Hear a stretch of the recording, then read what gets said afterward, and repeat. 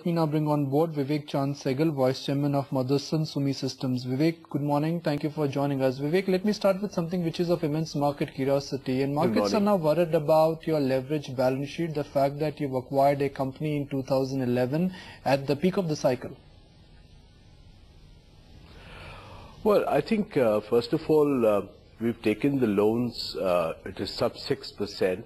We took it in November last year. And it is for a period of 5 years. And I think, as you've seen in our last results, we've already taken this company to a PBT positive just in the second quarter itself. So I think most of those worries are a bit unfounded at best. Mr. Sehgal, hi, good morning. Hello. Let's chat about Samvarthana Motherson, because that surprised the street with the margins upward of about almost 4%. How was that achieved sooner than expected, and how sustainable is the recovery in margins that you've showcased this time? Well, I think basically I would like to give the kudos to the team of SMP. I think they are a very professional lot. We sat down with all of them from the last almost 8.5, 9 months. We are sitting with them, and one by one we are tackling the problems that are there.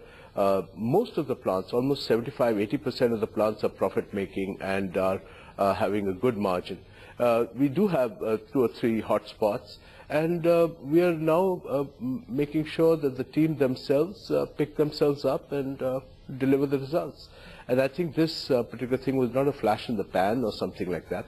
We believe that going forward in the next 2 or 3 quarters, you will find some interesting work being done by this team and good results coming out there. What about the standalone business as well? How has that been shaping up? Because capacity ramp-ups have kept margins at SMR under some pressure, and would you agree to that? No, I think, it's a process. I mean, Motherson always gives you a 5-year target for where we want to be and what kind of ROCE we are going to deliver. So obviously, when you're in that 5-year period, you will have certain capacities that you have to build up. In fact, if you just have a look at it, when we took over the company, it was 500+ million euros on the top line. Last quarter, or the last year that we finished, we've ended up at almost close to 900 million euros. So we've almost doubled up the turnover, and we believe that this year we will cross $1 billion for sure. So definitely we do have to create capacities, and there must be some sort of, catch and drop kind of a thing going on all the time. So we're not so worried about that. We believe that overall SMR is a very strong contributor. In fact, the standalone business of Motherson Sumi did phenomenally well because it's supplying the wiring harnesses to SMR. And I'm sure in the future it will start supplying to SMP as well. But Vivek, in general, my experience is that at a time when the auto industry is going through a tough patch, the OEM companies, they often tend to suffer. I still would like for you to understand. You see, we're not going to stop going to our offices and our houses and not buy cars. I think cars is a necessity. It's not really a luxury.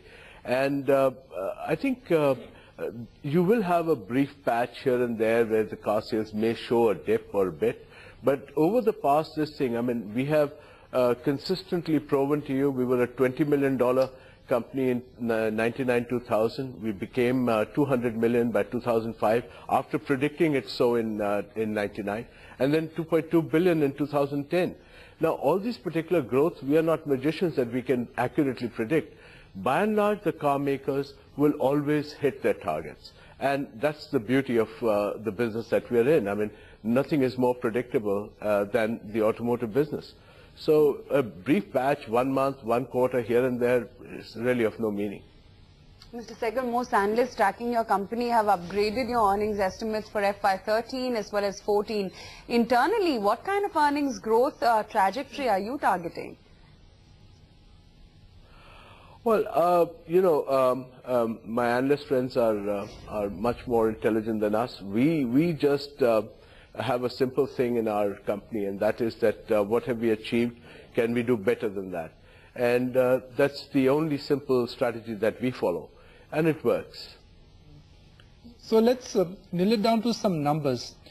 This is FY13, by FY15, FY16. What kind of number will we hear from you? Your smile is telling me the story that I will get a good number from you. No, I think basically 2014-15, we are very clear that Muscle will be a $5 billion plus company. The group would be sitting at about $10 billion, and that's already enumerated in our annual reports. And we don't really give out much of a guidance on margins and all that, but we will be very close to a 40% ROCE. It's a clear target for Motherson. Isn't that optimistic? Or somewhere close to that number. But my follow-up question, isn't that optimistic? Because globally, one thing is reasonably, is reasonably evident that growth is going to be precious. No, I think, the philosophy that Motherson has, which is to keep increasing the content per car, that allows us a much more superior growth than what just the car numbers that are increasing in the world. And secondly, we must not forget that the BRICS countries per se by themselves, by the year 2020, will add an additional 43 million cars. So I think there is a huge opportunity out there in the automotive component side, and Motherson intends to do very well with that. And we're 99% we are focused on automotive components. We don't do anything else. So we think the past has proven it, and the future will also prove it, that it's a great place to be. It's a great business. So, Mr. Sehgal, when do we see Samvardhana Motherson Finance IPO? Well, I think we had brought it to the public in the best interests, but maybe the Indian response was not what we expected it to be.